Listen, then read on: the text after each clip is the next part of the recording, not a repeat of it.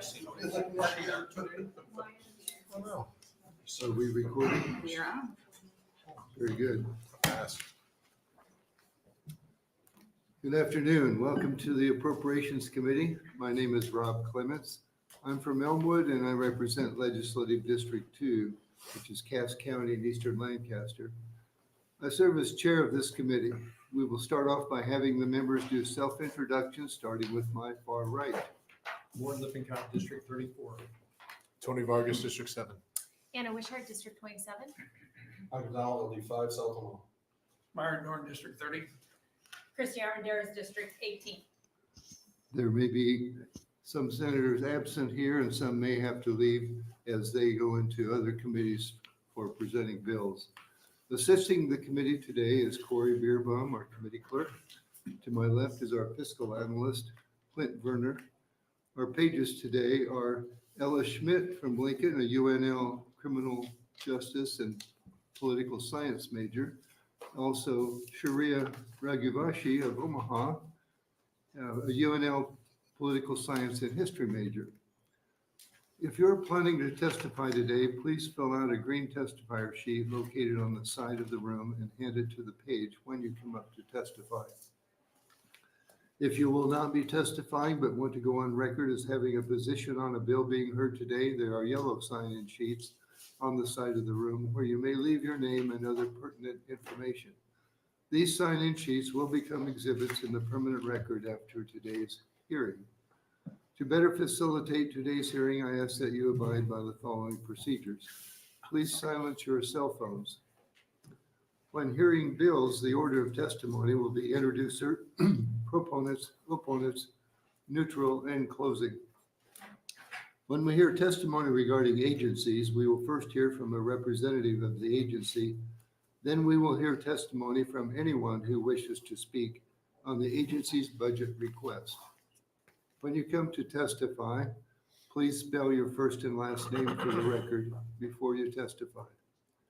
Be concise. We request that you limit your testimony to 5 minutes or less. Written material may be distributed to the committee members as exhibits only while testimony is being offered. Hand them to the page for distribution when you come up to testify. If you have written testimony but do not have 12 copies, please raise your hand now so the pages can make copies for you. With that, we will begin today's hearing with Agency 18, the Department of Agriculture. I've been informed that the department is not going to send a representative to the committee today, but we would welcome anyone who does wish to speak on the Department of Agriculture's budget. Is there anyone proponent, opponent, or neutral regarding Department of Agriculture? Seeing none, that concludes the Agency 18 Department of Agriculture hearing. Pardon me. That doesn't quite conclude it. We do have position comments for the record. One proponent, no opponents, and none in the neutral.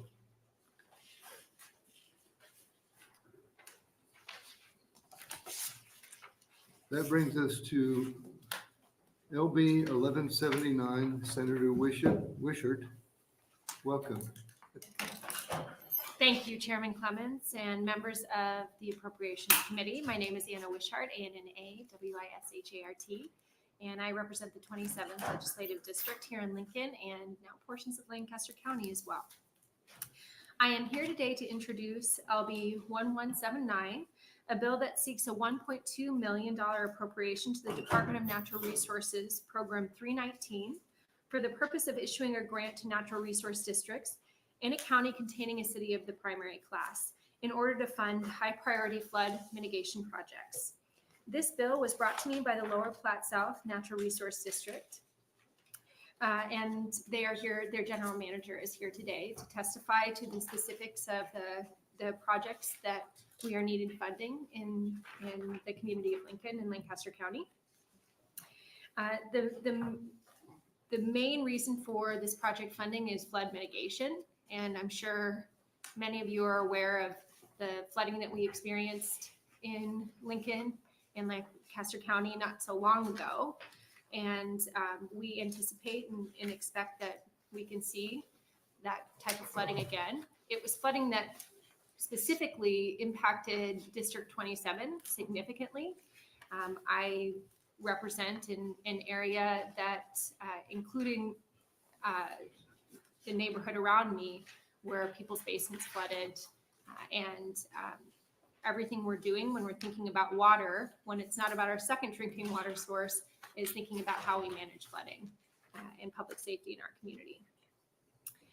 Following redistricting in 2021, my district has actually expanded out into portions of Lancaster County and southwestern Lancaster County to be specific. And again, flood mitigation in this area of our community is incredibly important. It's one of the #1 priorities for residents. In addition, as Lincoln expands, and in particularly in this area, we're seeing increased growth in terms of residential neighborhoods and developments. We want to make sure that we're ensuring the stability of our watershed, which will support those new neighborhoods and the infrastructure needed to support those new neighborhoods.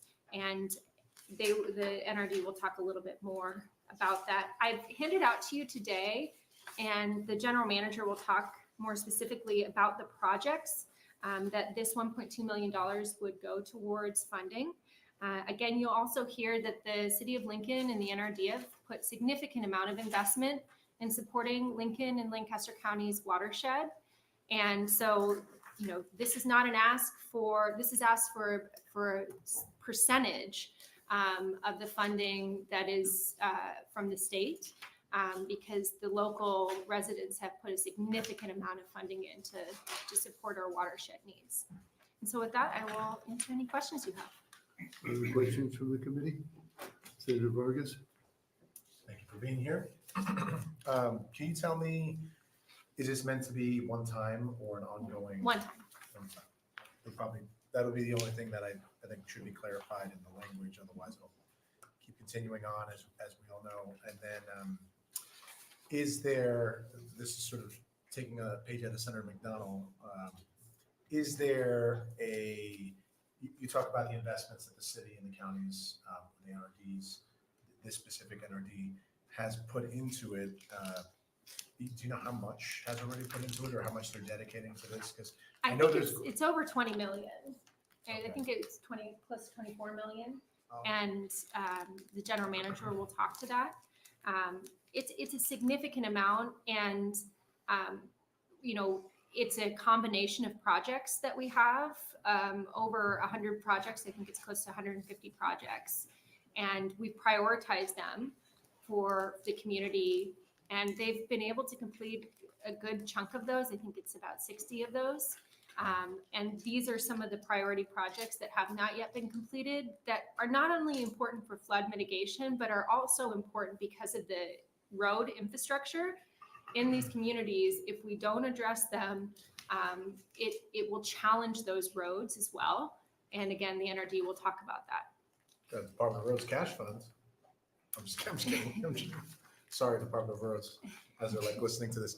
And as you know, I know you know this, I just don't know a lot about the program. We have hazard mitigation grant programs and federal dollars that come to the state, but they're pretty constrained to the kind of hazards that you can use those funds for. So I'm saying this not for you to necessarily answer, but for people that come up afterwards.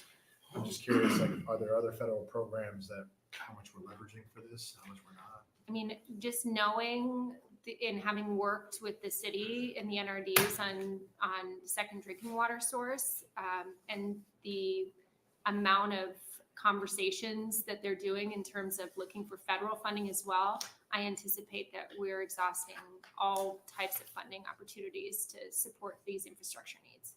Great, thank you. Other questions? Seeing none. I thank will you. be here to close. Okay, very well. Are there proponents regarding LB 1179? Please come forward.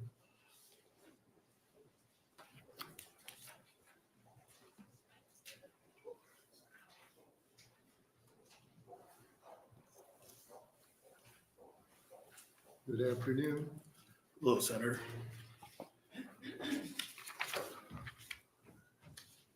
Go ahead. Good afternoon, Chairman Clements and the members of the Appropriations Committee. My name is Mike Soshek, Mikesousek. I am the General Manager of the Lower Platte South NRD. Today, I'm presenting testimony in support of LB 1179 on behalf of the Lower Platte South NRD, the Nebraska Association of Resource Districts, and the Nebraska Water Resources Association. Our district office is located in Lincoln, Nebraska, and our district encompasses parts of 6 counties in eastern Nebraska.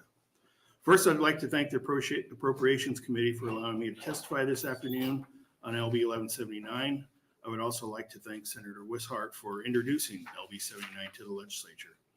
To provide an understanding of the requests to the legislature in LB 79, it will be necessary to give you a much broader understanding of the tasks before the district. The NRD's mission is to maintain a sustainable environment through conservation of land, water, and wildlife. To help us accomplish this goal, we create partnerships with landowners, nonprofit organizations, communities, agencies, and institutions. Starting in 2000, the district, alongside the city of Lincoln, developed watershed plans for the 14 watersheds within the city of Lincoln. In 2020, the district completed a planning exercise with one of our strongest partners, the city of Lincoln, to develop a comprehensive watershed master plan that consolidated all the watershed master plans together and developed a prioritization system for the capital improvement projects. This master plan's goal is to maximize safety, minimize flood damage, conserve natural resources, and ensure quality of life for future generations by identifying projects to reduce flood risk, stabilize streams, and improve water quality. The plan itself identified 166 projects. Together, the district and the city have partnered to complete 61 projects, leaving a balance of 105 projects remaining. The investment to date to complete those 61 projects is in the neighborhood of $24 million. With inflation, the remaining project costs have soared, and current estimates to complete those projects have pinnacled past the $64 million range. The $1.2 million identified in LB 1179 is to address 2 identified projects in the plan. The district continues to work through the plan and complete projects as we can, all the while taking a fiscally conservative approach as to not become a problem in the property tax realm. Currently, we have 3 projects in the works, either in design, construction, or final touches. The 2 projects identified in LB 1179 are not currently in the works, but need to be accelerated and begun sooner than later. As the city of Lincoln continues to grow, development pressure is becoming a factor in these projects. The second consideration is the infrastructure currently in place, a main transportation corridor of Van Dorn Street needing protection, and railroad infrastructure belonging to Burlington Northern Santa Fe Railroad needing the same. The first project is located on Middle Creek, east of Southwest 40th Street and north of West 8th Street. The project will consist of installing 4 to 6 engineered grade control structures along 5,400 feet of the main channel along the main stem to halt the current and future incision along this reach. An additional rock grade control structure at the tributary on the left descending bank will also be installed to provide stabilized construction access and further protection when the project is complete. The goal of this project is to keep the stream where it is currently at and protect the infrastructure in place. The continued degradation of the stream is also traveling directly into a developed subdivision and will begin affecting new developable sites. The second project is located on Haynes Branch, southwest of Van Dorn Street and Folsom Street. Bank erosion along the main stem is threatening West Van Dorn Street about 1,500 feet southwest of the intersection of West Van Dorn and Folsom Street. This project will consist of constructing bank stabilization measures along the left descending bank with associated grade control structures needed to protect Van Dorn Street. This project will also protect the Haynes Branch Prairie Corridor to ensure this naturally preserved area is not disturbed during high water events. These projects are very important to the constituents of the Lower Platte South NRD. The district will be working directly with many partners to complete this needed work. Nebraska Department of Transportation, the City of Lincoln, Lancaster County, Burlington Northern Santa Fe, and individual parcel owners will all have a part to play. I'm here today to ask that the Nebraska Legislature also partner with us in helping us complete these projects for everyone's benefit by passing LB 1179. I'd be happy to answer any questions the community may have, and thank you once again for this opportunity. Are there questions from the committee? Senator Armendariz? Thank you. Thank you for being here. Just explain some things for me.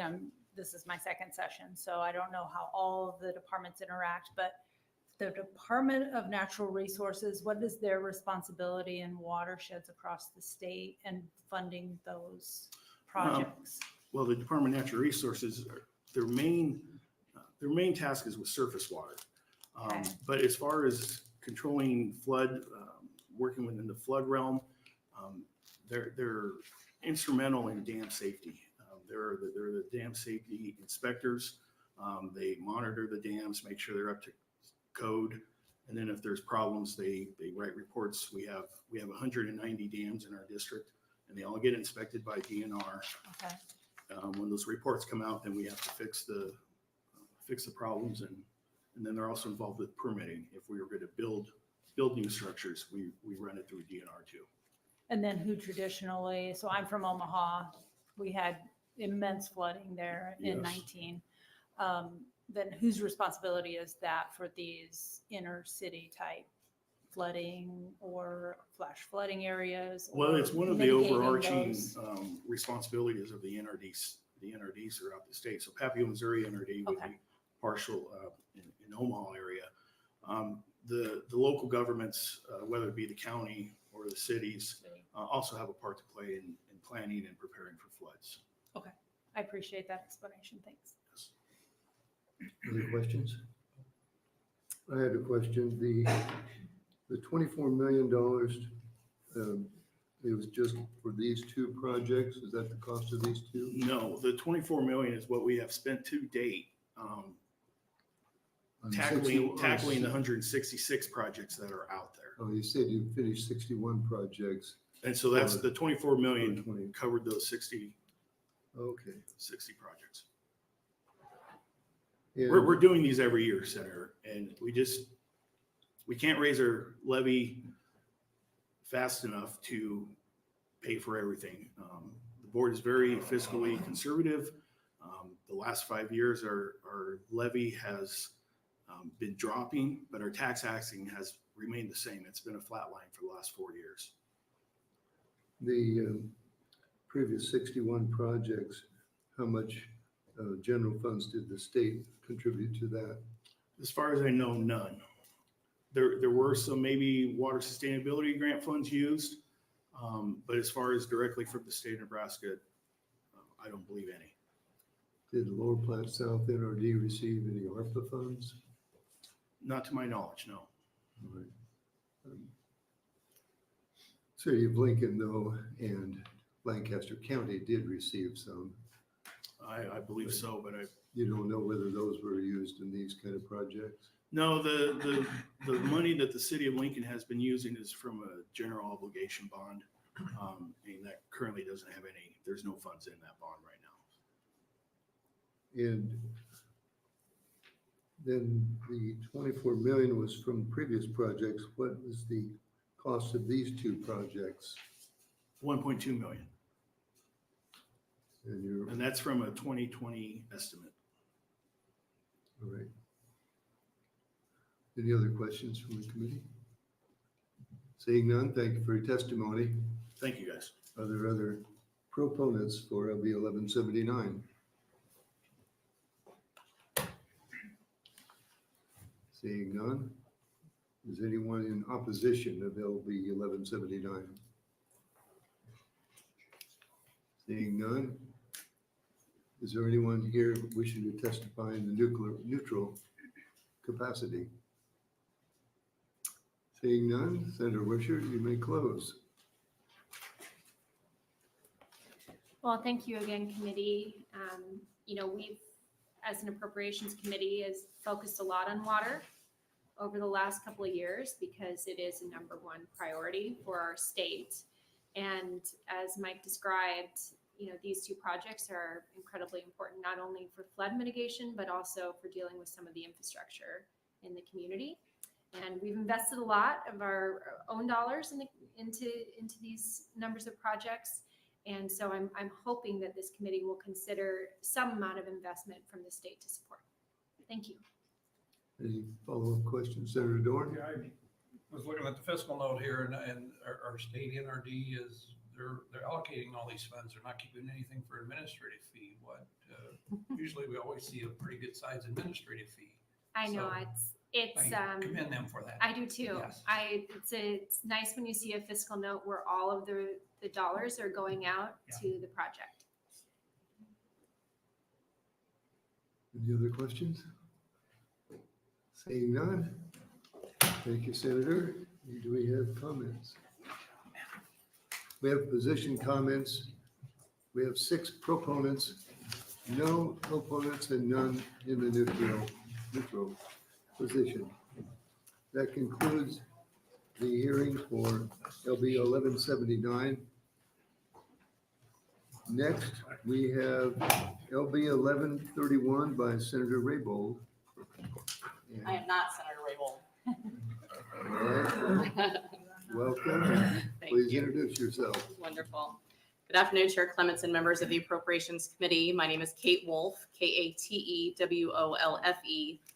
appearing before you on behalf of Senator Jane Raybould. Senator Raybould regrets that she cannot be here and has asked me to introduce LB 1131. Over the interim, Senator Raybould participated in several meetings and listening sessions where water issues were discussed across our state, including on our tribal lands. And I will keep my introduction brief as the committee will be hearing from testifiers who will be able to go into detail about how the funding in LB 1131 will be a step towards solving the water crises facing our citizens. LB 1131 would appropriate $10 million in general funds to the Department of Environment and Energy, Program 513, for the purpose of issuing grants to improve tribal-owned community drinking water and sewer systems. As our office was drafting this bill, determining the appropriate amount of funding to request was the biggest question. As I'm sure you're aware, projects to improve these systems come with a high price tag regardless of where they take place within the borders of our state. Senator Raybould acknowledges that there are water quality concerns on the Winnebago, Omaha, Santee Sioux reservations. They are all deserving of attention and support, and $10 million won't go the whole way to fix the problem. It can, however, be a step toward ensuring that they have the funds they can use to leverage other resources and continue making progress in resolving the issue. Imagine living for 4 years without clean drinking water like our citizens on the Santee Sioux reservation have.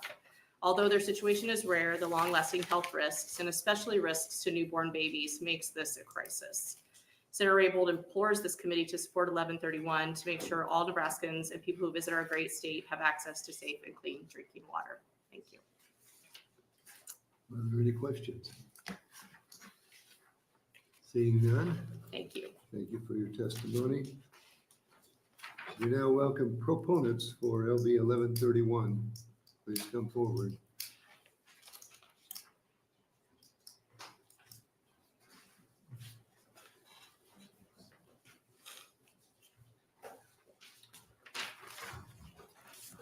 Good afternoon. You may proceed. Okay, good afternoon. My name is Cameron Runnels, KAMERONRUNNELS. I'm the Vice Chairman of the Santee Sioux Nation Tribal Council. Good afternoon, members of the Appropriations Committee. 2 years ago, I testified in front of this committee in support of another tribal water infrastructure bill. For whatever reason, that bill did not pass. I don't want to repeat the same stories I did then. And today I sit in front of you as not only a member of the Santee Sioux Nation, but a member of the state and a citizen of the state. The situation on our tribal land with water quality has not changed. In 2021, the EPA issued a no drink order for the Santee Sioux Nation and the people connected to its water system, which is about 300 homes and nearly 1,000 tribal members. Due to the high levels of manganese, which has been shown 10 times above the health limit, consuming our water for a period of 10 days or longer could cause negative neurological effects, especially in infants and elderly. Consuming our water for a period of years could cause problems to your nervous system and many other health issues. Currently today, we have to order pallets of water, bottled water, 15 to 20 pallets of water every 2 weeks. And the water is distributed to every home. These shipments of water cost $7,000 that we pay with our own funds. There are solutions to this problem. Tribal leadership is pursuing connecting to an emergency water line from Randall Water District near the Fort Randall Dam area in South Dakota. Connecting to this line is the tribe's goal. It would be a long-term solution that would eliminate the manganese altogether. This project could cost $50 to $60 million, and obviously, it would take multiple agencies to help fund this project. Funding from the Indian Health Service, the Environmental Protection Agency, applying for federal grants using tribal funds, and hopefully funds from the state. We need clean drinking water. And remember, this is not just a problem in Santee. It's a regional issue. It's a tribal issue all across the state, especially in the region of Santee. There's neighboring communities that suffer from the same issue. For now, our people continue to cook, bathe, clean with our water, which is proven to be unsafe. It also destroys appliances such as your washer, corrodes pipes, and we need this bill to help get us clean water. Last spring, we spoke to our governor face to face, and we told him about this issue, and he explained the importance of water to him. And we say in our language, many Wachoni, water is life. Yet we cannot drink water from our kitchen sink or even do a simple task as brush your teeth without the fear of manganese and what it might do to our bodies. Please remember Santee and the other tribal communities suffering with water quality, and please support this bill. Thank you. Thank you. Are there questions from the committee?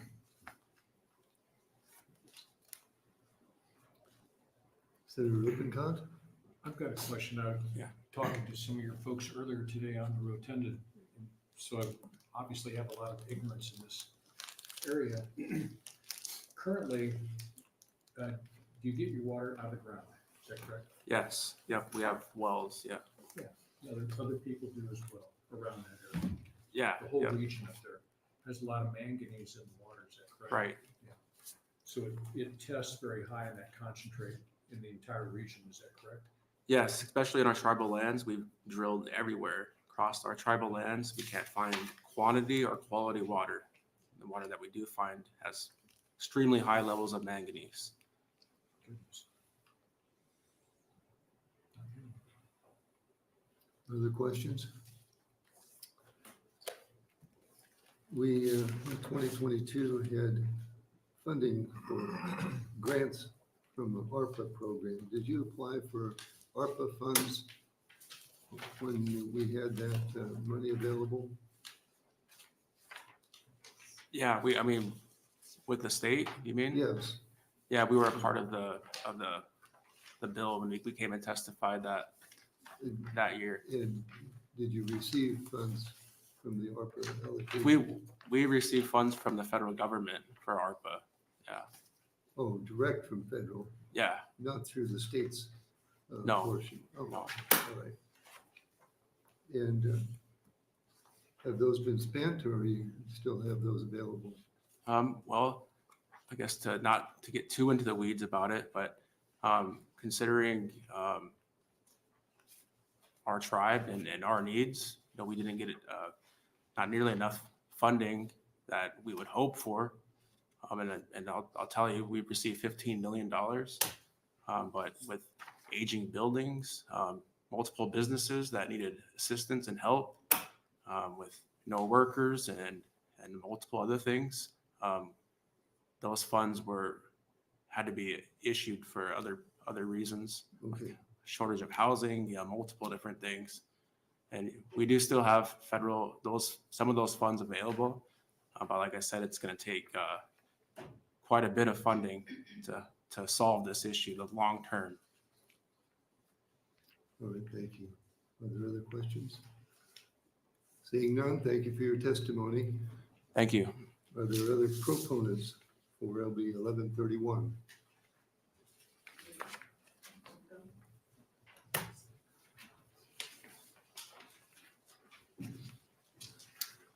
Welcome. You may proceed. Good afternoon, Chairman, members of the committee. Clinton Powell, Clinton Powell. I'm with Pinpoint Corporation. We're an engineering firm. I'm the engineer of record for the Santee Sioux tribe. I've actually been involved with water associated with the nation since 2006. Early on in my career, I'd worked for the federal government, U.S. Department of Interior, on large rural water systems across the nation. And so that's the time that I started getting involved with this project. This issue that exists at Santee is a long-term issue. The federal government identified water quality problems at Santee as early as 2000. So this project has been studied to death. It's now gone through 3 separate iterations of federal studies to show the need exists for this project.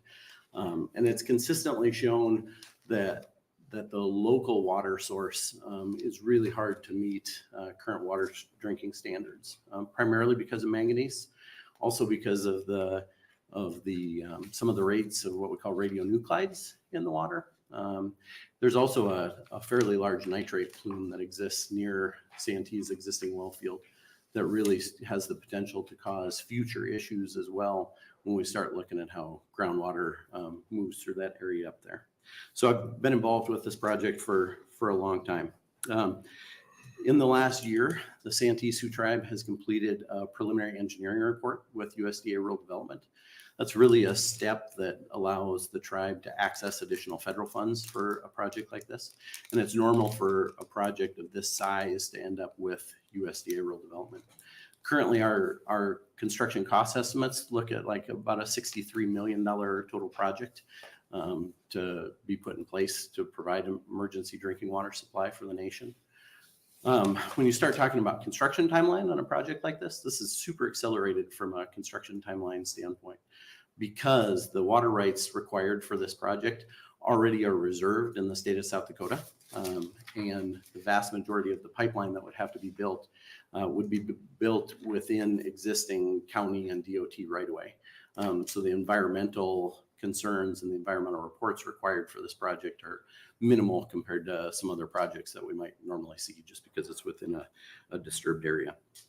So when we're talking about other funding sources that are involved with this project, the state of South Dakota has actually made a verbal commitment to provide some funding to this project just because it also helps service some South Dakota residents on its way down to the Santee Sioux tribe. Those residents also are currently impacted by manganese, and so it's got a dual benefit as it comes down. There's also a fairly significant non-tribal portion of that project as well that really allows us to start interconnecting some of our rural water systems in north central Nebraska, so that if we ever ended up in a situation again similar to when Spencer Dam broke and we managed to dry out basically all of north central Nebraska and not provide any water source, a system like this has the ability to interconnect and then allow us basically to backfeed a water system like that to ensure that those residents continue to have water service. So this project, by and large, is shovel ready. It is ready to go. Putting together the last of the funding is really where we're at.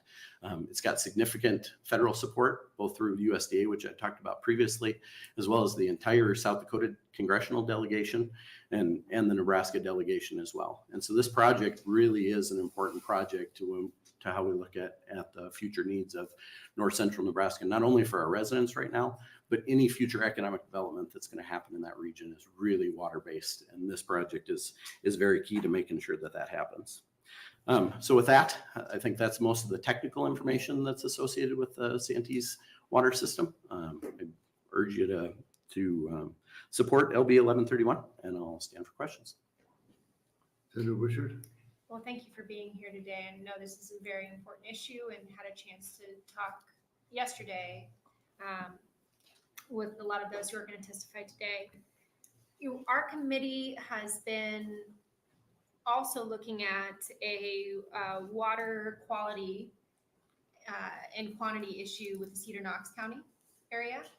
And our understanding is they're moving forward with a connection. They're looking at, the NRD there is looking at a connection to Yankton and their water source there, which is a treatment facility as well. So the water that would be coming then to that community would be safe for drinking water.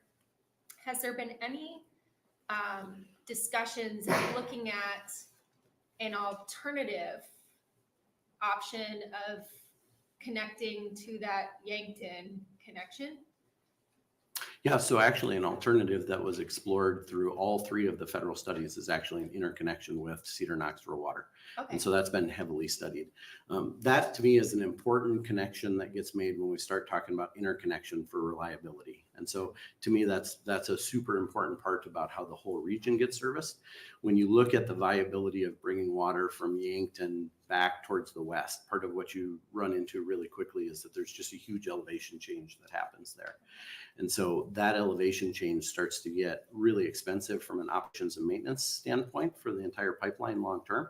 And so the goal really is then to, if Cedar Knox purchases water from Yankton and brings that water back towards the west, then to also bring this pipeline down from Fort Randall and interconnect the two near the tribe's casino on the southern border of the nation, to allow then that water from Fort Randall to potentially service the west half of Cedar Knox if we ever had a catastrophic problem, or if we ever had a flood that inundated the city of Yankton's water treatment facility, which to me is a risk that exists. The city of Yankton's water treatment facility was put in at an elevation 2 feet higher than the 2011 flood. A lot of people think of the 2011 flood on the Missouri as being the historical flood of record. And what I can tell you is the 2011 flood on the Missouri was actually, when you look at the water that was passed through Fort Randall Dam, is at less than 30% of the capacity of the flood that the dams are actually designed to pass. And so the 2011 flood was a small little blip on the radar of what the dams are actually meant to pass. And so there's significant engineering risk in my mind that if you had a major flood event, that the water treatment plant at Yankton is actually at risk for the future water supply during an event like that. And so it really allows us then to start to think about how does that redundancy exist to make sure that all of our citizens of north central Nebraska are covered. Yeah, so to follow up on that, from the previous testifier, it's clear to me that this is an immediate issue. And so thinking in the most immediate sense, have you looked at the cost of piping through an increased elevation, a connection to Yankton through the Cedar Knox area to the CNT reservation for the immediate time to get clean drinking water to that community? So based off of just pipe mile distance, it's actually a shorter route for water to be provided directly from Randall Community Water District to the tribe than it is for that water to be provided from the city of Yankton. Okay, so connecting to if the Cedar Knox investment is to move forward and there's a connection to Yankton, what I'm hearing from you is that it would be more costly to connect the community, the CNT community, to that water treatment facility. Yep, the studies at this point have shown an increased cost for the nation to go that direction versus to be provided by Randall Community Water. And at the end of the day, an awful lot of that discussion for me comes back to the fact that these two projects are not either or projects. They really need to be considered tandem projects for the betterment of the entire region. And for us to, I think there's an awful lot of folks at this point that have thought of, well, if you've got one, you're good and you shouldn't do the other. And the case that the federal studies really clearly show is that there's a huge advantage to doing both projects simultaneously with an interconnection between the two and what that does to our reliability. Are there other questions? Senator Lippincott. I've got a question on safe, unsafe levels on manganese, nitrates, and all that stuff.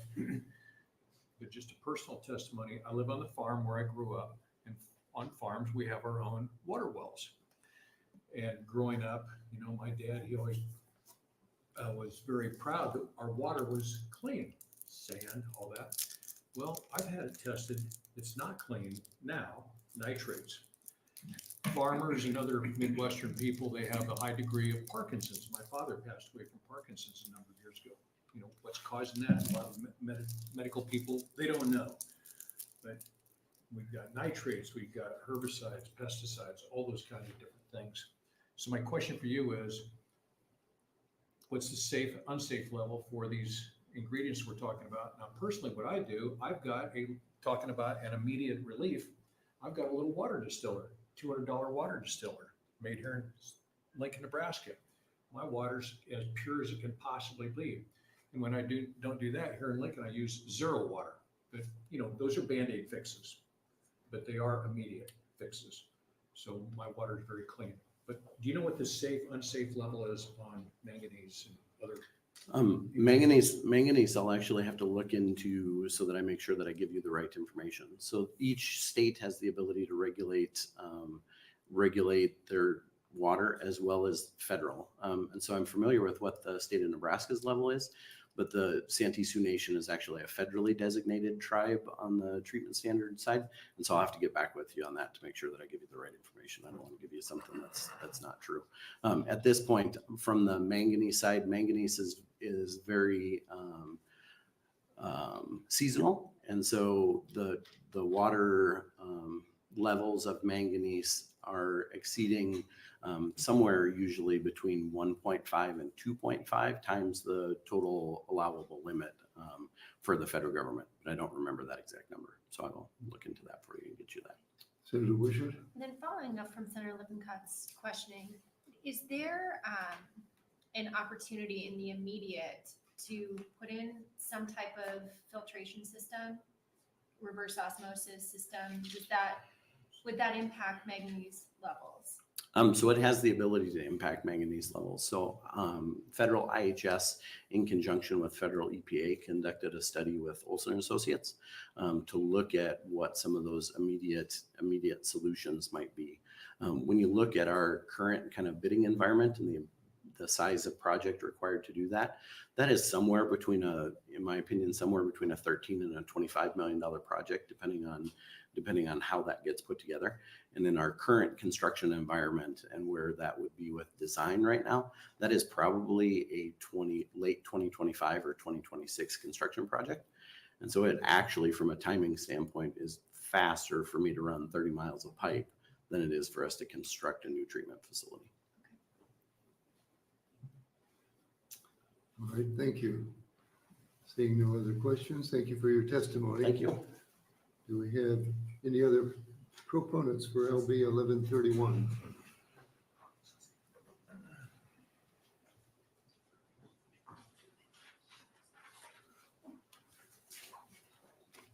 Good afternoon. Good afternoon, Chairman and members of the Appropriations Committee. My name is Victoria Kitcheon, Victoria Kitcheyan, and I'm the Chairwoman of the Winnebago Tribe of Nebraska. I want to thank Senator Raybould for introducing this on behalf of the tribes, and thank you for all your work that you've done for appropriations. I support LB 1131. The Winnebago Reservation is located in Thurston County. The population of the reservation consists of 2,737 residents, 826 households, with 67% of those being Native American and 33% being non-Native. Located within the reservation is the village of Winnebago, a village organized under laws of the state of Nebraska. The Winnebago water and sewer system is unique because we have a state chartered village and a federally recognized Indian tribe within the boundaries. The entire water and sewer system is connected and serves all residents of the reservation, regardless of their tribal affiliation.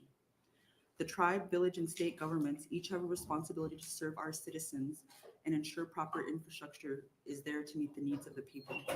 Because the Winnebago Reservation consists of multiple overlapping jurisdictions, we must work cooperatively to pool resources to fulfill these responsibilities. Furthermore, while the tribe is eligible for some federal funding through the Indian Health Service Sanitation Program, this funding is limited and clearly does not cover all the need. The tribe has continued to utilize the IHS sanitation program to its capacity and has made significant contributions over the years to work with the village of Winnebago on repairs and improvements. Despite these efforts, the quality of water in Winnebago continues to be classified as undesirable for household consumption. This is true across the board for both tribal members and non-members alike. Sadly, this is not unique to our reservation. The number of times Nebraska tribes have had to issue public notices to our citizens about not drinking water from their homes is unacceptable. Access to safe drinking water is a necessity for us all. When the public health infrastructure was built in the 1950s, Indian country was left out. Thus, it's no surprise that we have a variety of challenges like overcrowded housing, strained healthcare systems, and a lack of acceptable drinking water. We cannot continue to be left out. It's the Winnebago tribe's request that this Appropriations Committee support LB 31 and consider the tribes and rural communities on having safe, clean drinking water. Thank you. Thank you. Are there questions? Seeing none, thank you for your testimony. Thank you. Next proponent.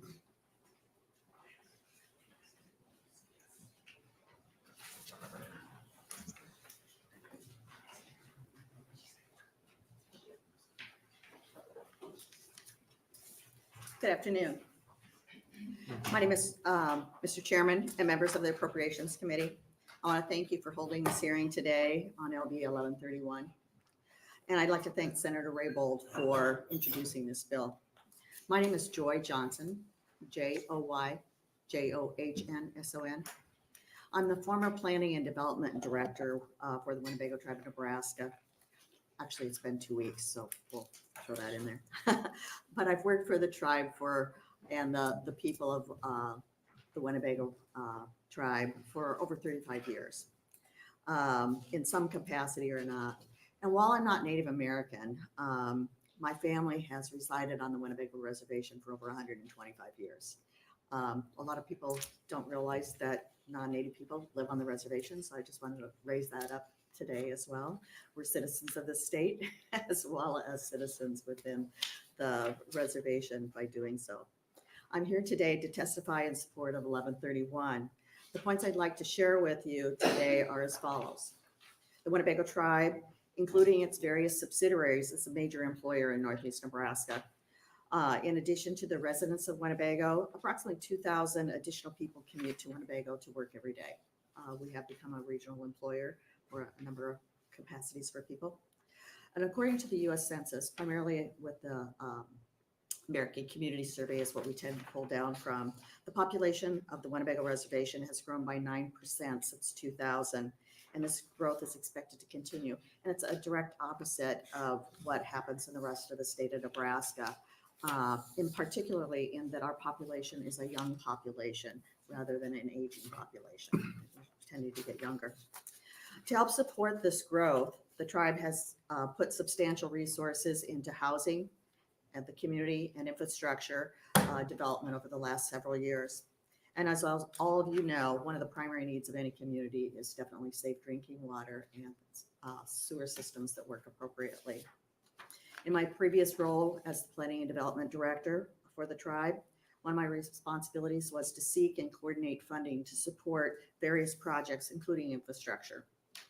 And one of those needs that frequently arose, continues to arise, is the need for matching funds when we go to look for federal funds or other sources, whether they be private or whatever. And most of those federal funds we've explored tend to ask us for no less than 10 to 25% in matching funds. And usually those are cash funds. And those are not only, they're not just there as ready to go, those are competitive funds. So we're competing for those funds with others across the United States in developing what our needs are. These funds tend to be sporadic and they're limited in scope.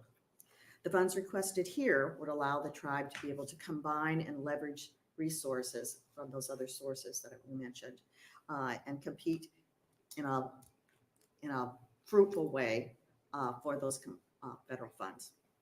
As a lifelong Nebraska resident, and for these reasons, I ask that you, as a committee, vote in favor and support LB 1131. Thank you. Senator Wishart. Joy, thank you for being here today. I think the last point that you made about the opportunity for state funding to be leveraged with federal and private funding is important. Is there a place, and Clint, maybe we can work on this as well, but Dre, if you know, a place we can go on the federal, within the federal government where we could see what some of the competitive federal funding opportunities are for water, for tribes? Certainly. Part of my role, one of the things I did on a daily basis, I was a subscriber, as most places are, but the primary one that we used on a daily basis was called grants.gov. Yeah. That they sent me an email every single day of all the opportunities that were coming up. So we look for things on a regular basis. And then we also keep our ear as to things that would be coming out. So those are things as they become available. Oftentimes when you need to be prepared ahead of that time. So we keep our ear out on just as things that may be coming up. So obviously the bill funds that are out there now, we know that there are some that are likely to come out through EPA. What tends to happen with tribes though, is we see this over and over again, is the federal government will put some things together to address this type of an issue. And they'll send those monies out to the states. And the states will put those programs together and decide how they're going to deliver them. And then a couple of years later, whatever the states haven't used up, they'll put together a new set of rules so that we can mimic what they did with the states. That's how they tend to offer those notice of funding opportunities out to us on a variety of instances, so to speak. So sometimes we're competing with urban areas in the applications that we make. Sometimes we're competing with tribes. So for example, a funding source that we look to on an annual basis is called the Indian Community Development Block Grants, the HUD funds that come each year. We tend to look to apply to those. We're limited on how much we can apply for from that to $1.2 million, I believe is the limit right now. But we are competing with 500 other tribes for those dollars on every year. So let's just say we've been very fortunate in being able to receive awards through that funding on a number of occasions, but we don't get them all the time either. So, and we have numerous projects that we look to address, including our housing shortage that was mentioned earlier. So, Do you think if the state, one more question. sorry. Yes. Do you think if the state were to appropriate some state funding, that would make these applications for federal funds more competitive? Absolutely. That is a key thing in the majority of them. If you don't have some monies there to leverage, there's often a required match, and then they sometimes will ask for additional on what they call leverage money. So a match is considered you're committing that money there. Leverage is a little more loose, but they've kind of changed that terminology that it's similar to a firm commitment when you submit that application. So you need to have those funds in hand or to be able to present those at the time of award. Are there other questions? Seeing none, thank you for your testimony. Thank you. Next proponent, Yes, are there any other proponents? I'm Nancy Waldman. Oh, go ahead. Go ahead. You said. Afternoon, Senator Clemens. Welcome.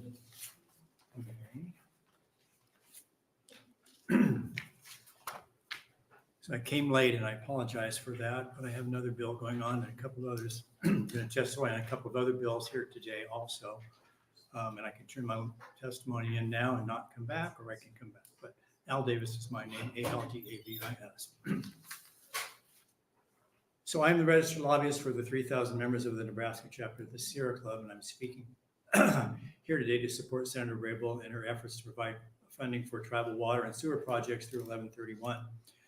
We want to thank Senator Raybould for bringing the bill. Nebraskans have been blessed with good water, in fact, so much water that we neglected to see the decades of over-fertilization of farm fields, failed lagoons, and concentrated animal feeding operations, dumping of toxic chemicals on former military sites, antiquated public sewer systems, and the use of combined sewage and stormwater systems across the state have all contributed to the worsening water quality of the wells, streams, and lakes. Despite the abundance of water in the state, not all portions of the state are blessed with water which is potable and easily accessible. Nebraska's Native American reservations are all located in portions of the state where water quality has been problematic for decades, and tribal members have appeared before the legislature several times asking for help to improve their situation. Manganese levels in the Santee Sioux water supply are above toxic levels, and the tribe has been drinking bottled water for several years. The Winnebago tribe also is dealing with water which is of questionable quality. Kicking the can down the road is not solving the problems which are affecting all Nebraskans, but especially our tribal residents. And Senator Raybould's request for funding will help alleviate some, but not all of the problems. We are strongly in support of this bill, and we encourage the state to do a long-term study on water quality, on how to reverse the degradation of our greatest resource. Thank you very much. Other questions from the committee? Seeing none, you're welcome to leave letters for other bills that we can accept for the record, isn't that right? Okay, I will do that then. Just Thank go ahead and leave those with the page, get those for him. Thank you. Thank you. Next proponent, please. I'm Nancy Waldman, NANCY WALTMAN. And here's my, and you know, I feel like I'm speaking to the choir here because everybody's been saying in detail what I have. I'm going to say the whole picture. I'm a PhD, Professor Emeritus from the University of Nebraska College of Nursing and nurse practitioner. And Judy asked me to talk about the importance of clean water and why we have a responsibility to tribes to provide that clean water, and why don't they have clean water?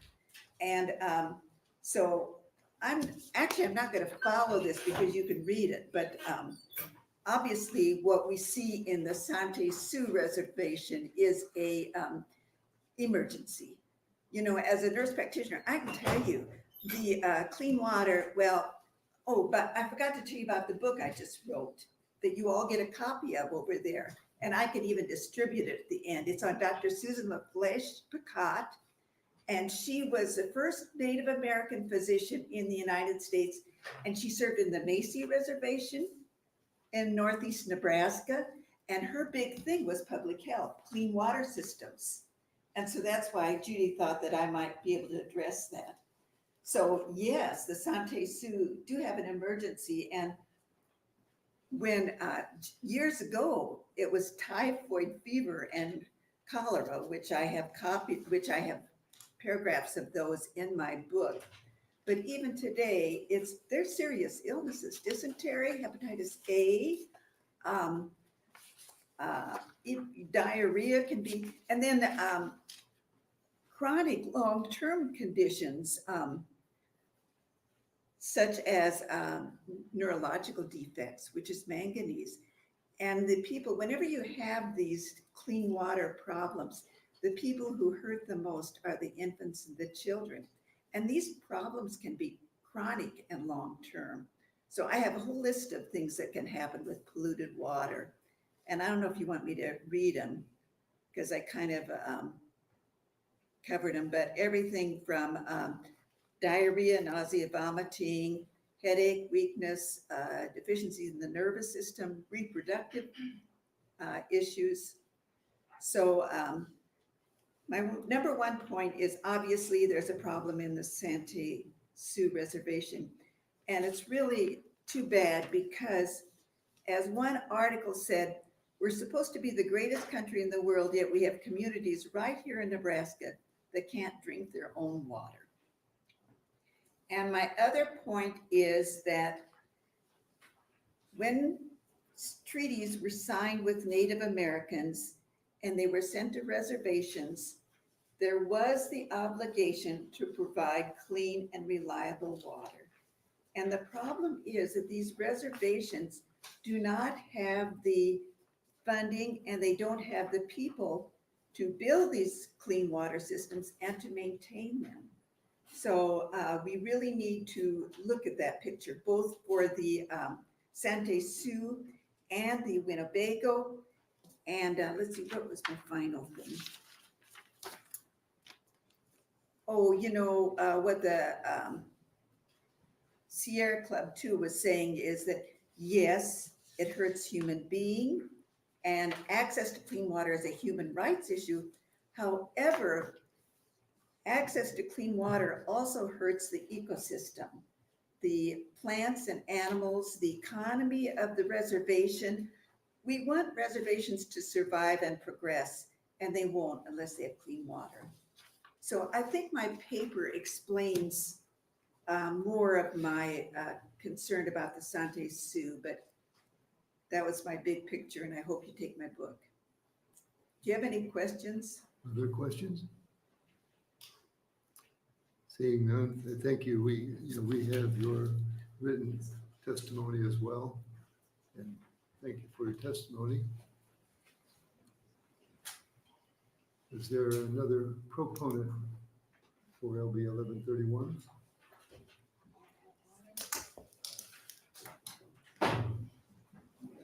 Welcome. Welcome, Senators. It's an honor to be here before Appropriations Committee. And I want to say today on Groundhog Day, in honor of my Sante Sioux grandmother, today would be her 134th birthday. And she grew up on the Sante Reservation. And my mother grew up on the Ponca Reservation. And my mother went to the Genoa Indian School, where the motto was kill the Indian and save the man. And my name is Judy Goshkabosh. I am the Executive Director of the Nebraska Commission on Indian Affairs. And my name is spelled Judy, J-U-D-I, Goshkabosh, G-A-I-A-S-H-K-I-B-O-S. And I am honored to serve as the Director of the Commission on Indian Affairs. And today I am here to support the bill that Senator Jane Raybould introduced for us. And my prayers are with Senator Raybould today on Groundhog Day. I hope she sees sunshine in her life. Legislative Bill 1131 that she introduced so bravely was introduced 2 years ago, and we had the committee support, but the governor then wasn't supportive, so the bill didn't get to go to the floor. Today, I am pleased with the testimony that the Chairwoman Kitchian from Winnebago presented to you, as well as the Vice Chairman Cameron Runnels, who is the chair of my board. I'm very honored to have such a young, outstanding leader, and I know we're in good hands in the future. The Omaha tribe aren't able to be here today, but on behalf of the Omaha tribe, they too support this bill. And I would like to thank former Senator Al Davis for his words today, because I think it's really important as the state of Nebraska looks at how important water is to our state. Water is life, and we know we've had water challenges throughout the past few years that we've been dealing with. So, and the bill Senator Wishart introduced earlier concerning the NRD in Lincoln for $1.2 million. I live in Lincoln, and I'm very lucky that I can turn on my water faucet and have clean water and take a shower that doesn't smell horrid. And I don't have to rely on bottled water every day. But my relatives, they aren't as blessed and as fortunate. So as our state looks to be a state that is a state to be known for caring about our First Peoples and celebrating the stories that we're learning, Dr. Susan LaFlesh's hospital is being restored. Since 2017, we've raised over $6 million to restore that hospital. That is a point of pride for the Omaha Nation in our state. That will generate ecotourism. The Winnebago tribe, through the leadership of Chairman Kitchian and Ho Chunk Inc., they have diversified their community immensely. Throughout the United States of America, they are a model that other tribes and other communities come to see what you can do with infrastructure capacity. And even though they've done all those wonderful things, as you heard in Chairwoman Kitchian's testimony, they still don't have clean water. The Santee Sioux have a beautiful golf course. They have a casino, a hotel. They've done a lot of things on their reservation for another place as a destination. You go up the river. I know you're all working on Star Wars with the Ponca tribe, my tribe. Ponca tribe has been asked to bring millions of dollars to the table to partner with the state. And it always seems it's okay when we can help you, but today when we ask for things for our tribes, it's always, well, what are you getting from the feds?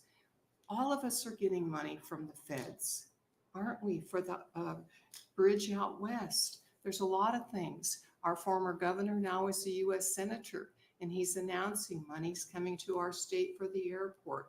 That's the way life is. So I'm asking you, Appropriations Committee, I've been the director 27 years, and I'd like to see something happen that we can all celebrate and be proud of. It's time for us to come together and collaborate with the tribes. Be proud of this history. Really, this is our homeland. We're never leaving. This is where we live. And many of you, we talk about brain drain. Well, do you want to stay in a place where you have to live off bottled water? So, in closing, I would just say it's time to do the right thing and make Nebraska, Nebraska nice for everybody. And if you can't do it for the First Peoples, I think we all need to stop and take a look in the mirror about what we are really doing and who we care for. Water is sacred, but water is something that our treaties did promise us for ceding this land. We celebrate the story of Standing Bear all the time about being human for the first time in the courtroom. But today we're not treating our tribal people with real humanity. So on that, I am proud to say from the arc of my mother at the Indian boarding school, my daughter, who was a legislative page, is an attorney, went to Columbia Law School, and guess what? Her specialty is water law. She got the settlement for the Crow Nation for clean water for the first time in Montana. So today, in memory of my grandmother and in honor of my grandchildren, I urge you to move this to the floor. And I am going to personally sit down with the governor and say, Governor, 7 generations into the future, that will be my grandchildren's children. And I want them to know that when I leave this earth, they will have clean water. All right, thank you for your testimony. Are there questions? Seeing none, are there other proponents? Thank you. Any other proponent for LB 1131?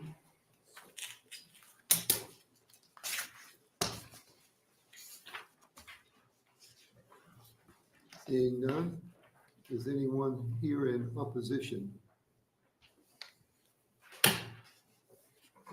Seeing none, is there anyone in the neutral capacity? Seeing none, would you care to close? Thank you. She waives closing.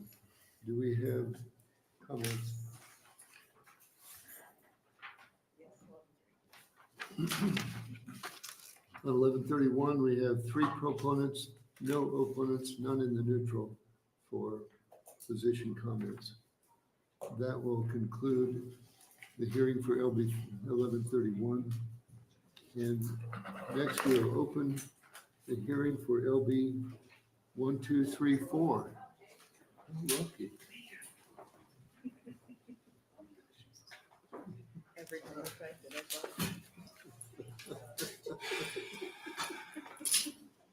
Well, I see Senator Wayne isn't here, but Yes, go ahead. sir. Good to go? Yes, please. Thank you, Chairman Clements, and members of the Appropriations Committee. My name is Jake Seaman, Jakeseeman, and I'm the legislative aide to Senator Justin Wayne, who represents Legislative District 13 encompassing North Omaha and Northeast Douglas County. Senator Wayne wishes he could be here to introduce this, but scheduling conflicts arose. I'm here to introduce LB 1234 on Senator Wayne's behalf. LB 1234 is an identical bill to the one that was introduced last year before your committee, which was LB 237. This bill will appropriate an additional $1 million to the Nebraska Department of Energy for carrying out the low-income housing weatherization program with many older homes in Senator Wayne's district, and specifically in Florence, one of the oldest settled parts of the state. Many of the homes in Florence are over a century old. This is a program that's been utilized in his district. Senator Wayne feels that this program has been a success and wants to ensure it continues to be financed. Again, yeah, this program assists low-income families with insulating, air sealing, heating, ventilation, and other improvements towards weatherizing the home. Poorly insulated homes can be burdensome for low-income families, the cost to heat them and cool them. This program's already helped 200 family households in North Omaha, or in Omaha, I should say. So again, he thinks it's a success and he wants it to continue. Senator Wayne appreciates your time and consideration on this bill. And I will, of course, waive closing. Chairman Clements. All right, are there questions? Senator Dorn? How did he get the number 1, 2, 3, 4? I don't know. I was laughing about that too. 1, 2, 3, 4. When you said that. Yeah. 1, 2, 3, 4. I just had a comment about the statement of intent. Said it would grant $1 million. I'm looking at the bill that says 1 million in fiscal year 24 and another million in 25. It's per year. A total of 2 million. Okay. 1 million per year. Yes. Yep. All right. Any other questions? Seeing none, we'll ask for proponents for LB. LB 1, 2, 3, 4 proponent.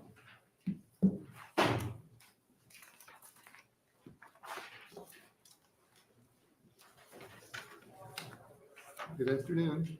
Good afternoon. All right. Good afternoon, Chairman Clements and the members of the committee. My name is Britton Gable, Britton Gabel.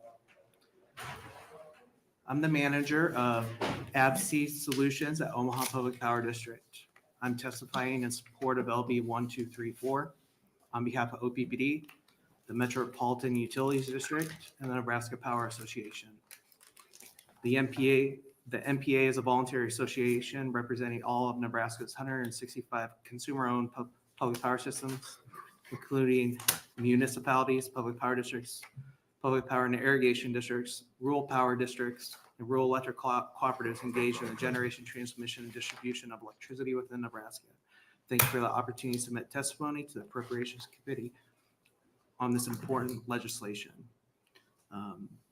Senator Wishart isn't here, but I want to thank Senator Wayne for sponsoring this worthwhile legislation that will truly help Nebraskans that are struggling with a heavy energy burden. I also want to thank Senator Wishart, who started us down this path with LB 449 in 2021 that allocated over $200,000 over 2 years to the Weatherization Assistance Program housed in the Nebraska Department of Environment of Energy. Those funds were evenly dispersed across the state.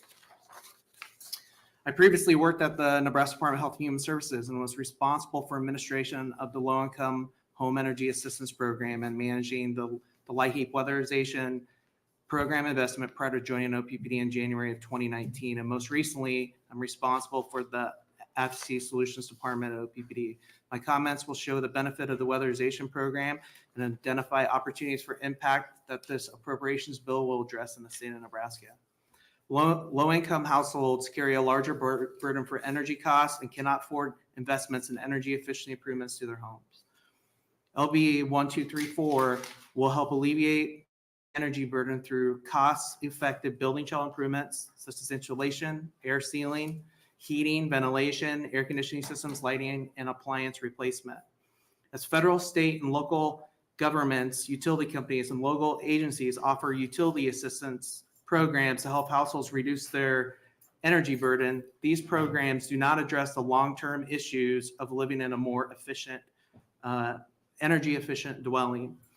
Per a recent national evaluation on weatherization programs in all 50 states, households served by weatherization programs save an average of $283 per year. In 2023, OPPD received 28,286 utility assistance payments, totaling $9,064,304, with an average of $320 a payment. This was a 41% decrease in funding compared to 2021. As utility assistance resources have decreased, weatherization is a long-term solution to address utility bill affordability. Once a home is weatherized, measures continue to save money and energy year after year, so income can go towards other living expenses. Weatherization can reduce low-income energy burdens by about 25% per a recent study completed by the American Council for Energy Efficient Economy. LB 1234 will go a long way to reducing these burdens. OPPD is a leader in investing in low-income energy efficiency and weatherization programming. Since 2019, OPPD has funded the audits and weatherization of 292 homes through our Energy Efficiency Assistance Program.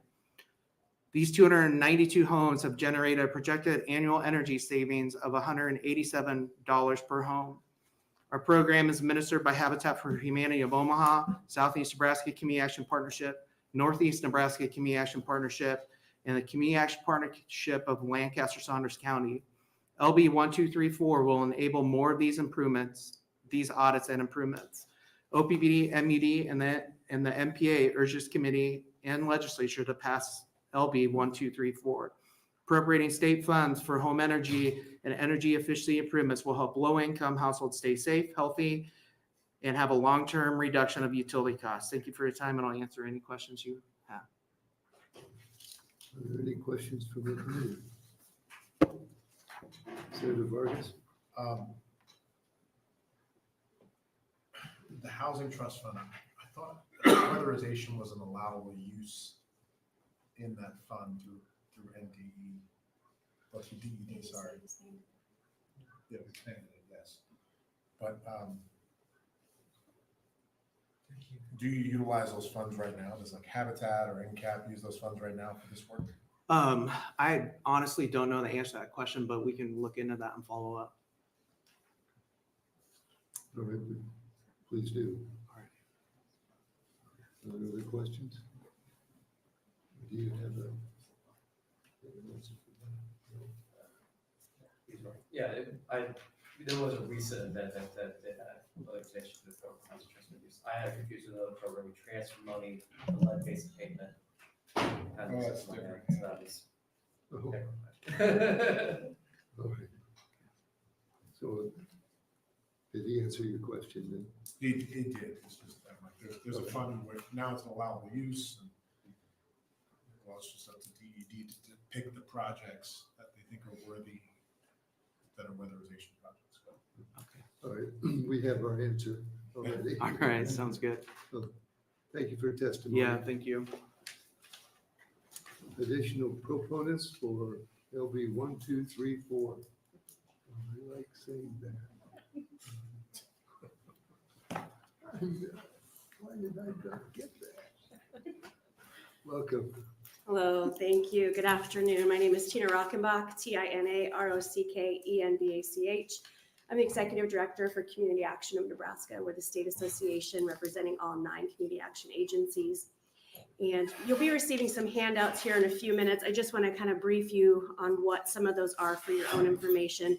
There's some written testimony in there from myself with some additional points, but I do have some other things I want to elevate related to how our network on a daily basis has been investing in weatherization. There are a couple of maps there for your information. One is just to remind you, I know you've seen it before, but where our agencies are located in the counties in which they cover. And then there's an additional map there directly from the state weatherization office showing exactly which counties are covered for weatherization from our agencies, which is 7 of our 9, as well as the former area that the area that formerly Habitat for Humanity in Omaha was covering. They're currently looking for a new provider for that, but you can see that all 93 counties are covered. And I have also included the 2024 federal poverty level guidelines broke out by percentages, as some of that is coming into play. As you know, weatherization is an income eligible program. Weatherization is getting more and more of a high priority for us and a high demand. And what we find, and you may recall from my testimony last year, is that first and foremost, a big bulk of what we get for funding for weatherization starts federally. And then additionally, we can absolutely leverage other funds from the state level that are for those weatherization purposes, and they can apply for those to their grants. The struggle that we find, which is why we're always advocating for additional state funding, is the restrictions federally if we stick just to our federal weatherization program, which is why we're always looking to think outside the box to expand our ability to not only complete weatherization of more homes, but also get it done in a timely manner. And so what those restrictions are a couple of things. It's quite a lengthy process. There's a lengthy application that needs to be done. And then as part of that process, a weatherization certified inspector must go through the home and determine exactly how it falls into the parameters of what can be done and what needs to be done. So that can take some time, especially if you have people on a waiting list because you have a shortage of those certified inspectors. Those inspectors can be part of our weatherization crew. Maybe they're contractors in the area, but they do have to be certified in that audit process. Once you get through that, then we have to really watch the cost of the project. Federally, there's what we call an average cost per unit. So for lack of a better term, it's average cost per project. Right now, that approximately is about $8,250 on the average per project. But that also includes not just cost of goods, that includes the labor costs, the cost for permits, everything related to that. And as you probably are already aware, the cost of goods is very high right now. Contractor costs are very high right now. And they're also very, very hard to get booked because we're competing against privately funded projects for some of these same contractors. And so then that can delay things as well. One of the things we've been doing for the last several months, we've been working with our Central Nebraska Community Action Partnership in tandem with Congressman Mike Flood's office to really look at how do we do this and work smarter and not harder. And one of the things we are working on is a pilot project in Clarkson, Nebraska, where we are bringing all the players to the table that have any possible funding that could be married with a weatherization project. So you've got Community Action out of Loop City, who is leading the charge for the low and moderate income families who qualify for the program. And then we've got other groups in the program, state groups, OPPD, MPPD, et cetera, that have additional funds from USDA, things like that, that can either cover things that weatherization is not allowed to do, or they can address some of those weatherization needs that maybe people are outside the income eligibility. So we're taking this from a community response aspect, and we're hoping to duplicate this in other communities. The whole point is two things: safety and housing longevity.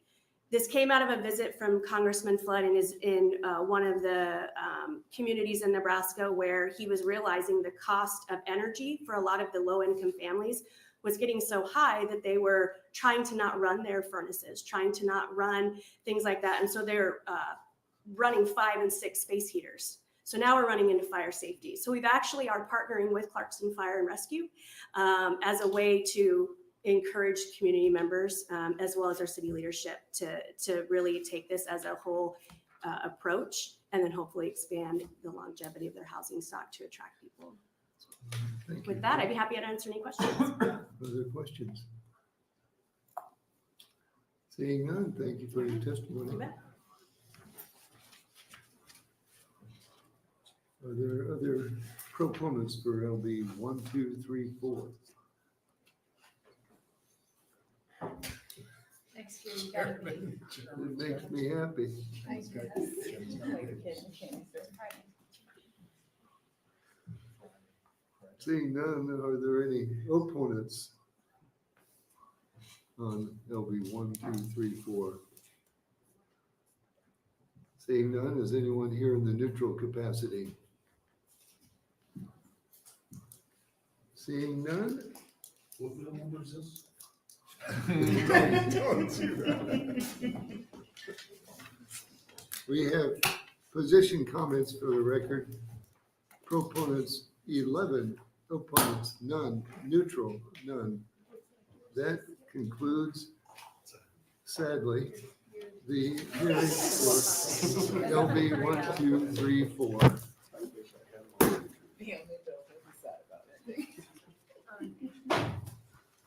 Our next bill up is LB 1245. Close, but no cigar. That one feels wrong, actually. That one somehow feels wrong. Yeah. Thank you, Senator Clements, members of the Appropriations Committee. I wish I had Bill 1, 2, 3, 4. My name is Mike McDonnell, MIKE-MCDONNELL, represent Legislative District 5, South Omaha. LB 1245, a bill designated to optimize Nebraska's use of the substantial federal funding allocated for lead service line replacements through a separate allocation to the Drinking Water State Revolving Fund, DWSRF. This bill seeks to clarify and expand upon last year's LB 814, specifically regarding the $10 million appropriations that established the lead service line cash fund. Lead service lines prevalent in homes built before World War II are a significant health risk, especially in the lower income areas of North and South. The cognitive and health implications of lead exposure cannot be overstated, particularly among children. These health implications end up coming up over and over again in front of this committee as they consistently impact other budget considerations. LB 1245 is not a plea for additional funds, but a strategic proposal to ensure Nebraska's full utilization of what is likely to be over $150 million in federal dollars to replace lead service lines in Nebraska. This legislation aims to clarify the use of the lead service line cash fund in two critical areas. Number one, workforce empowerment initiative. LB 1245 sets aside a maximum of 20% from the lead service line cash fund to launch a targeted labor training initiative focusing on the critical task of the lead service line replacement. We are finalizing an amendment to this bill to explicitly assign the Metropolitan Utility District, MUD, the responsibility of selecting a 501c3 organization in conjunction with a 501c5 labor training program. This strategic move ensures that the selection process is aligned with the local needs and expertise.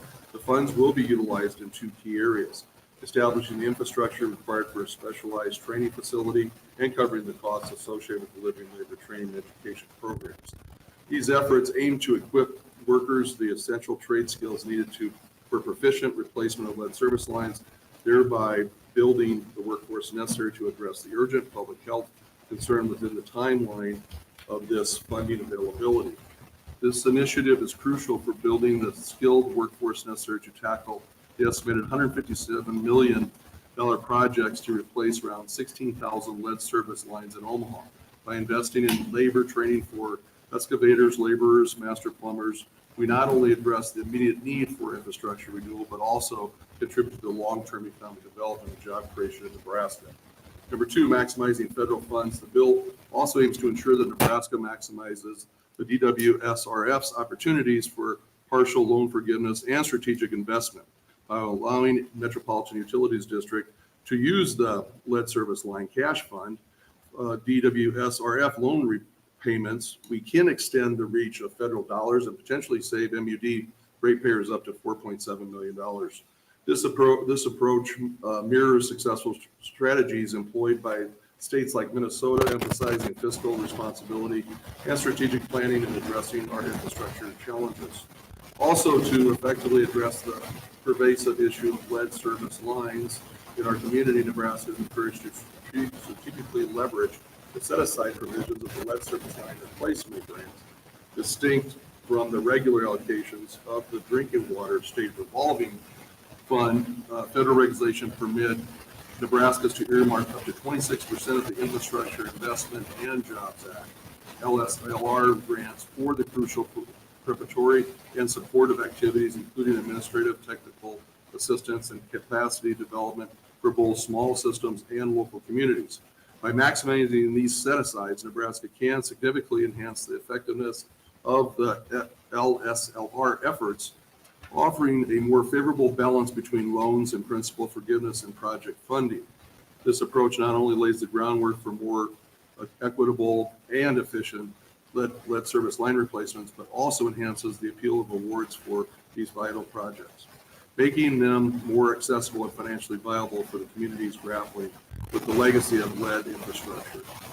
Moreover, the lead service line replacement projects awards with logistically and workforce development need to be the multi-year plans can amplify the impact of these investments, ensuring quality job creation, sustainable progress in eradication of the lead service lines in line with the objectives and set forth by the Infrastructure Investment and Jobs Act.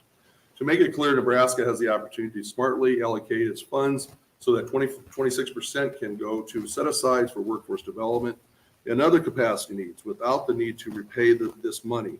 49% can be awarded as grants for replacing lead service lines, and loan provisions can be reduced to 25%, making it easier and fairer for all communities to get clean water. LB 1245 represents a forward-thinking approach to not only address the critical public health issue of lead exposure, but also to invest in our workforce and ensure the efficient use of federal funds. It's about laying the groundwork for the healthier, more prosperous Nebraska. I got to start off by apologizing to this committee. The work I did last year on the bill was not sufficient. You passed the legislation. The money is sitting there. That's why this year it has no fiscal impact. But the idea, what I told you, was that we were going to take that dollar, we were going to leverage that dollar with the idea of those federal monies. We were going to train people that actually were still in getting out of high school and get them into the workforce, and we've done none of that. And every day we know, based on the studies, how much this is affecting children and the next generation, and now we're a year behind. That's 100% my fault. So the reason this doesn't have a fiscal impact is because you did what I asked you to last year. My bill wasn't clear enough to make sure that we were putting MUD in a position and our state to leverage the federal dollars and also make sure that we had 20% of those dollars ready to build brick and mortar and get people trained. That's why it's a cleanup bill. Thank you. And just for clarity, I don't think we don't always have to put this level of detail to utilize federal programs in statute. We don't. And my question. And I thought we were okay last year with the bill. I wasn't sure. We had some of these issues with the programs. The money has appropriated.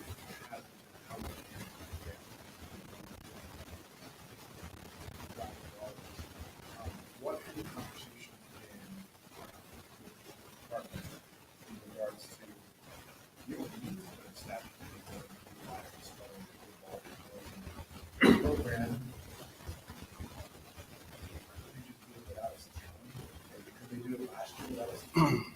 Well, the discussions got to the point of why we're here today. And trying to move things quicker, have those discussions, clarify, it didn't work out like I was hoping. So that's why we have this cleanup language to make sure that everybody's on the same page. And right now with this language, I believe everyone is, but I was hoping that I wouldn't have to be bringing this bill to you today, but it didn't work out that way. Do you intend to, because I didn't see a date here on like when the money should, either, there is a review, a drop dead date on when that the workforce program is identified or when the money has to go out. I'm asking because the fiscal year will be coming up soon, and the dollars, I believe, when do the dollars need to be used? They need to be used by the end of 2020, the fiscal year 2025, right? So yeah, we looked at doing this over the biennium. So we all know where we are right now in that 2-year cycle. But I do believe with everyone now working together on this language, that it is going to move quickly, that with MUD then playing a larger role in it, and actually having everyone agree that we're on the same page now, I believe we will have the dollars out before the end at the end of this session. Because the dollars we budgeted, the money is sitting there. So the dollars are there. If we would pass this, clarify this language, there is no reason not to move ahead at this point. My only flag to the committee members, since you and I will be here, it's possible that it doesn't get utilized. I hope it doesn't. But we've seen that bills that we passed a couple of years ago, the money gets swept or is identified and then being moved because it has to be utilized. So I appreciate you answering the questions. Senator Dorn? Thank you, Senator Clemens. Thank you for bringing this back. I remember distinctively after we had this discussion and passed part of this last year, then we saw several news articles about legislative issues. I guess mine is more for clarification. On the front page, and in the fiscal note, you're talking about a maximum of 20% from the lead service cash fund. But yet then on the second page, halfway up there, it talks about federal regulations permit Nebraska earmark 26%. Later on, you also have 26%. I just want clarification so we don't have an overlap or something's not correct there, I guess. And maybe they're two different topics. So the dollars we passed last year, the intent was to take 20% of those for brick and mortar trade. What we're trying to do also, the intent was to take the dollars, leverage it as much as we possibly could with the federal dollars to get as much money on the table to replace as many, as much as we possibly could. We got disconnected, so the 20% what we're talking about is from the 10 million that we currently budgeted. Oh, okay, that part. From last year, that's currently in the 26% current is budget. the federal funding of it. Then There are that two gets into the different things. federal and the idea of how much can we get from the feds and how much would we have to pay back. Okay, but they are definitely, there are Yeah. two different, I just Yes. wanted to make sure to clarify those so that we didn't overlook something there. Thank you. Yes. Other questions? Senator Armendariz? Thank you. So MED did talk to me about this. They wanted 20 million at the time. We settled at 10. No, we actually started out at $45 I million. know it was a lot more, and then they were asking that's for what they- 20, so we settled at 10 and got 10. No, that's not accurate. So when we started out with the bill was 45 million. You are correct, we ended up at 10, Yeah. but the need was at 45 million. But then all of a sudden in the discussions, it was, how can we make sure we leverage that 10 with the federal dollars to get as much on the table? But we did start at 45, ended up at 10 million. Okay, so maybe when they got to me, they lowered it to 20 by All then. right. We got the 10. I believe we need it, but MUD was asking for it. So where would this 20% carve out money go to? MUD as well? MUD gets the whole 10. Then The whole MUD is 10. responsible for making sure that we have a brick and mortar training facility and we have people being trained. Why do they need So a then brick they- and mortar training facility? No, okay, so the idea, let's say that ends up being, when I say that 501c3, 501c5, the idea that we want to make sure is that, let's say the facility ends up being Metro Community College. Let's say they use a current facility, but we want to make sure that we are trying to create the new jobs with that dollar, get people into the workforce and have them trained, and not going to just a for-profit situation where they just contract out with someone. So MUD would be responsible for the 10 million. They'd be also responsible for the idea of trying to make sure that we work with them as a partner with the state to leverage for every federal dollar we can get. That was the intent of the bill. That's what we passed last year. Evidently, I didn't make it clear enough. Very good. Any other questions? Thank you, Senator. And I will be here to close. All right. We'll welcome. Are there any proponents for LB 1245? Yes. Good afternoon. Good afternoon, Chair Clements and members of the Appropriations Committee. My name is Rick Kubat, RACKKUBAT, here today on behalf of the Metropolitan Utilities District, known as MUD. MUD serves water and natural gas to the Omaha area and surrounding communities. We serve water to roughly a third of our state's population. I want to thank Senator McDonnell for introducing LB 1245, a cleanup bill of the lead service cash fund this committee created last year, and thank this committee for helping us get started on the road to replacing lead service lines. As previously mentioned, MUD has roughly 16,000 property owners with lead service lines. The average cost to replace each one, although it can vary, is $8,000. And with an inflationary factor included, we estimate that it will cost roughly $157 million to complete the program. I provided the committee with a handout that provides more detail on the project and illustrate that these lead service lines primarily exist in disadvantaged communities where customers simply do not have the financial capabilities to cover the cost of replacement. The purpose of this bill is to clarify that MUD can maximize the value of the lead service line cash fund by tapping into Nebraska's Drinking Water State Revolving Fund, known as DWSRF. As mentioned by Senator McDonnell, the state of Nebraska is to receive roughly $147 million into the DWSRF program, specifically earmarked for lead service line replacement.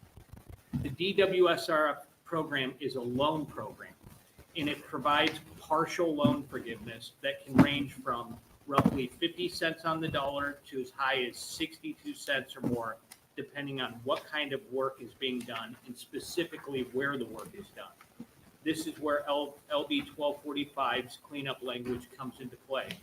The bill provides clarity that we can use the lead service cash fund to fully leverage the forgivable money available in the federal DWSRF program. From a fiscal perspective, I would put this in the category of a no-brainer. MUD desires to use a portion of the lead service cash fund to further stretch the state's precious financial resources. There may be some circumstances where we directly apply the lead cash fund for specific lead service replacements outside of disadvantaged areas, to replace one-off lead services, and for other factors. However, it is my expectation we will use a substantial portion of the lead cash fund to leverage the significant amount of federal dollars for lead service line replacements.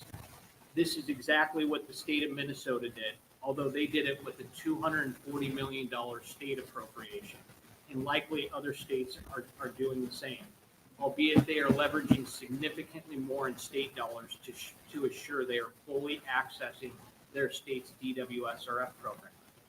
Our state is making numerous other large investments in various water-related projects.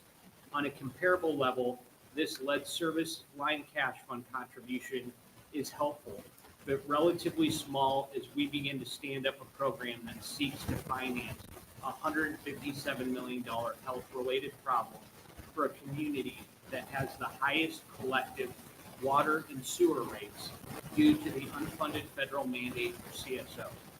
LB 1245 helps us stand up the program and assures Nebraska that we are stretching limited state resources to the degree possible. LB 1245 also provides a critical component to ensure that there's an adequate labor force ready to tackle a program that will take at least a decade. I want to thank you for the work that you have done on this issue and for your consideration of LB 1245. Finally, I've been authorized by the Nebraska Water Resources Association to include their support of LB 1245. Thank you.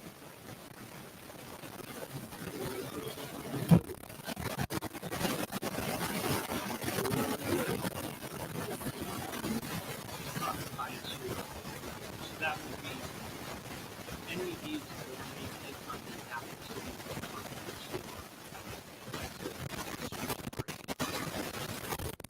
Shouldn't use that. What's the total cost of that sewer separation for the city of Omaha? They would be more well-versed to answer that. I know when we started it, probably a decade ago, I know at that time the figure of $2 billion was being thrown out. And that number has ebbed and flowed. I would have to ask the city of Omaha because I know they're financing it over time, with the final number is. I know that was the number a long time ago. Thanks, and thank you for being here again. I remember when we talked last year. Explain to us again about I call it the training aspect of this, because if MUD hire more people or some more other organization, or how is that part going to fit? Right now, it has, of the $10 million that you allocated last year, this would clarify that up to 20% can be used for a qualified training program. We estimate right now, we're gonna really get started here probably in the first quarter of this year. We've done some out of our own budget. We put out a request for a proposal in terms of getting plumbers and some folks to assist us. And we're, roughly estimating right now that we probably have roughly a third of the necessary workforce. Given the fact that if we want to get this done over a decade, we're looking at having to get rid of 1,400 to 1,600 per year, and that's the goal for us to get there. So that portion of the bill would make sure that we're standing up a qualified labor organization so that we can get the appropriate skilled labor in place to assist with the project. Other questions? Seeing none? Can, You have something else? one other matter that I just wanted to briefly address as far as the timing of the fund, and it's the nuance of it being inserted in the biennium budget. And as Senator Vargas pointed out, that end date being June 30th, 2025. We are at MUD about ready to finalize a $40 million DWSRF loan. Those are 0% loans that have to be paid back over a 30-year period of time. There's a mild amount of concern, and I don't know how this can be fixed in bill drafting, but if it's possible, we would like to appropriately use those funds to make loan provision or to make our loan payments when they become due. Because the way the DWSRF program works, we replace a lead service line, we submit it to NDE for reimbursement. So it's really just a timing issue in terms of being able to use the funds to leverage the free federal dollars available. And I do have some concern that if the end date is, hey, these dollars have to be spent by the fiscal year of 2025, how does that work for us in terms of making loan payments that are stretched out over a 30-year time frame?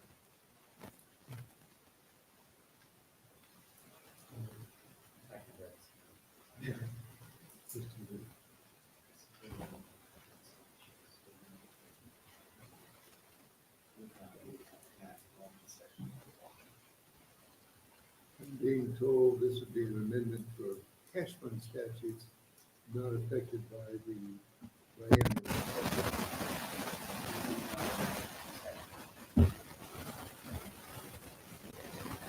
Thank you for that. I appreciate that. Just for the record, the concern I have, and I actually appreciate you bringing up this issue, is even if it is in the cash fund, somebody can introduce, or the governor can introduce a bill, and it could be in his budget next year and say, these funds haven't been utilized, I'm going to take them back. So whatever is clarifying that they have to be used by a certain date, or they have to get out by a certain date. We've done this in the past where we get out a certain percentage of it out up front, which may be more flexible for MUD. This is something to consider as you look.